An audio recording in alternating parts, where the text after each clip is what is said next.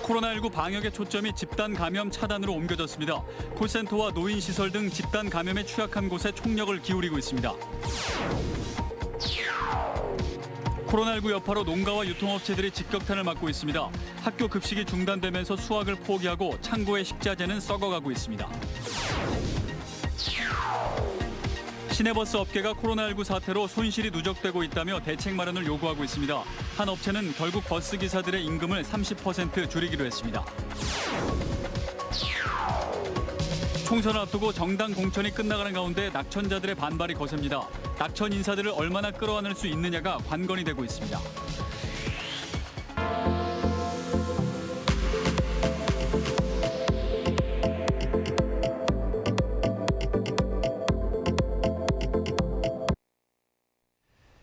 여러분 안녕하십니까? CJB 8시 뉴스 시작합니다. WHO 세계보건기구가 세계적 대유행 팬데믹을 선포하고 국내에서는 서울 구로 콜센터 집단 감염으로 수도권에 비상이 걸렸습니다. 충북은 상대적으로 소강 상태이긴 하지만 이런 외부의 긴장감이 워낙 강하다 보니 방역의 고삐를 늦출 수 없는 상태입니다. 방역의 초점이 콜센터와 노인시설로 옮겨갔습니다. 박원 기자입니다. 청주 365 민원 콜센터 직원들이 한 자리씩 뛰어앉아 근무합니다. 원래 빈자리에 앉아있던 절반의 직원들은 내덕이동 주민센터에 새로 마련한 콜센터 사무실로 자리를 옮겼습니다. 근무 환경상 집단 감염 위험이 높다고 판단해 지난 3일부터 콜센터를 이원화한 겁니다. 도내 콜센터는 모두 23곳, 100명 이상 근무하는 곳은 청주에만 6곳으로 청주시 사례가 좋은 본보기입니다. 건물이 폐쇄되거나 아니면은 한 명의 확진자가 나왔을 때 한 공간에서 근무하기 때문에 최악의 상황을 막고자 이제 나름대로 노력하기 위해서 공간을 2개로 분리하게 되었습니다. 노인시설도 집단 감염에 취약한 곳입니다.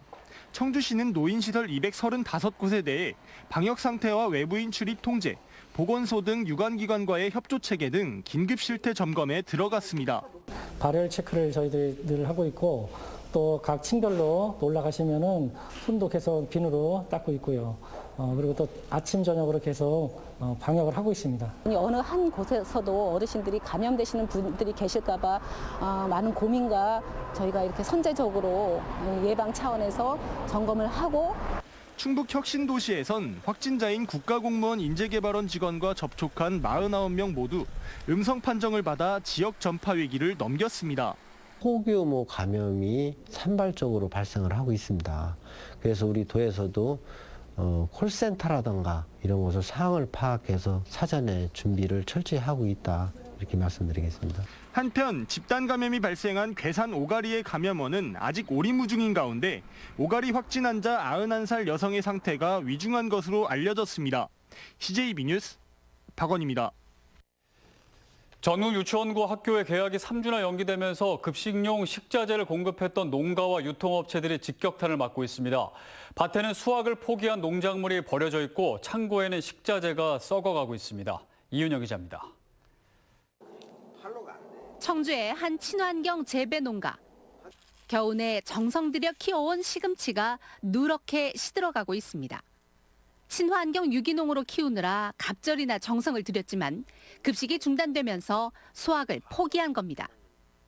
그나마 수확한 시금치도 판로가 막혀 창고에 쌓여 있습니다. 일주일 안에 팔지 못하면 그대로 폐기 처분해야 하지만 다른 판로를 찾을 수도 없습니다. 죽어라고 일손도 딸리는데 저걸 수확을 해서 갖다 넣긴 했는데 사실은 장담을 못해요. 저것도 결과적으로 한 100박스 정도 되는데 저것도 버려야 되지 않겠나 이런 걱정이 아주 태산 같습니다. 청주시 내 60개 학교에 급식용 식자재를 납품하는 친환경 농산물 유통센터는 사정이 더 심각합니다. 저온 저장고마다 농산물들이 썩어가고 있습니다. 감자만 30톤, 양파도 10톤이 넘습니다. 피해액만 3천여만 원에 이릅니다. 코로나19가 언제쯤 누그러져 학교 일정이 정상화할지 현재로선 가늠하기 어려워 더욱 답답한 노릇입니다. 근데 이 상황이 계속 장기가 된다 하면 그 기간이 또 이제 또 딜레이가 되는 거지 않습니까? 그래서 뭐 지금 심는 거서부터 갖고 있는 거서부터 상당히 지금 고민이 많고 있어요. 농민들도 급식업체도 벼랑 끝에 내몰렸지만 정부의 코로나 대책에는 이에 대한 예산이 빠져 있어 대책 마련이 시급합니다. CJB 뉴스 이윤영입니다. 시내버스 업계가 코로나19 사태로 손실이 누적되고 있다며 대책 마련을 요구하고 있습니다. 시민들이 대중교통을 기피하고 있기 때문인데요. 이 업계 하소연을 마냥 외면하기도 어려워 보입니다. 진기훈 기자입니다. 청주에서 시내버스를 운전하는 배재훈 씨. 반나절 운행하면 승객 한두 명을 태우는 게 고작이라며 걱정이 태산입니다. 승객이 감소하다 보니까 저희 직장 생활하는 사람들은 급여가 제일 문제인 것 같아요. 실제 배 씨가 근무하는 업체 수익금은 전년 대비 60% 넘게 줄었습니다. 코로나 여파로 승객은 끊겼는데 정작 운행은 감축 없이 그대로여서 손실이 쌓이는 겁니다. 인건비와 유류대는 자연 발생으로 똑같이 발생하는 건데 교통인구가 적다 보니까 자연히 수익금은 감소된다. 또 다른 업체는 유례 없는 경영난에 결국 버스기사들 임금을 30% 줄이기로 했습니다. 버스업계는 청주시가 보조금 36억 원을 앞당겨 지급해줬지만 이것만으론 턱없이 부족하다는 입장입니다. 현실적인 지원 대책 없이는 현재 노선을 유지하기 어렵다고 하소연합니다. 30% 임금 삭감을 결정했습니다. 시에서도 타 지자체처럼 감차나 재정 지원금을 적극 좀 고려해서. 하지만 청주시는 감축 운행을 시행할 경우 시민 불편이 뒤따르고 추가 지원금도 지금 예산으로는 어렵다고 밝혔습니다.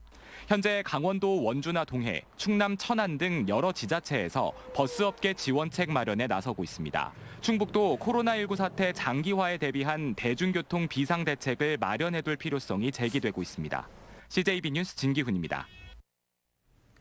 청주시가 코로나19 확산에 따른 버스 승객 감소로 어려움을 겪고 있는 시내버스 업계에 대해 255억 원의 재정 지원금 중 84%인 213억 원을 선 지급하기로 했습니다.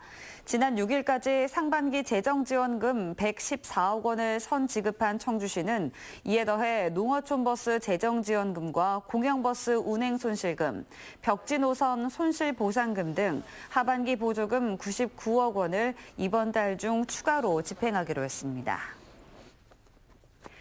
경선이 거의 끝나가고 있는 가운데 낙천자들의 반발이 거셉니다. 이 공천받은 후보들로서는 낙천자를 끌어안는 것이 과제가 되고 있습니다. 구준회 기자입니다. 청주 상당에 공천된 민주당 정정순 후보가 선대 본부를 꾸리고 본격적인 표심 공략에 나섰습니다. 선거운동을 진두지휘할 선대 본부장은 공천권을 놓고 치열하게 경쟁했던 김영근, 이현웅 두 예비 후보가 맡았습니다. 두 분의 어떤 참여와 지원 활동이 저희 당선에도 많은 영향을 줄 것이라고 생각을 합니다.